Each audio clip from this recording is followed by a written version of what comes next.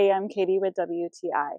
We quickly realized that our group of 7 was not going to fit on our snowboarding trip along with the snowboards. So we needed to get a roof rack along with snowboard holders for the top of our 2018 Atlas. We found this one by BRIGHTLINES and I love this setup. Not only does it come with the roof rack, but it also comes with the holders. This was so convenient and easy to install and to use. The racks are adjustable, so it does fit different widths. And I was really impressed with the clamps that they use. It's kind of like a C-clamp. It was so sturdy. And then these holders were easy to install as well. It didn't require any tools. We had 3 snowboards that we needed to clamp in here.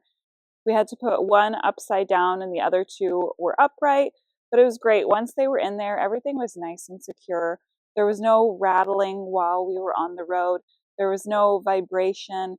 There is a wind noise, but that's to be expected with snowboards on your roof. I really feel like these are high quality.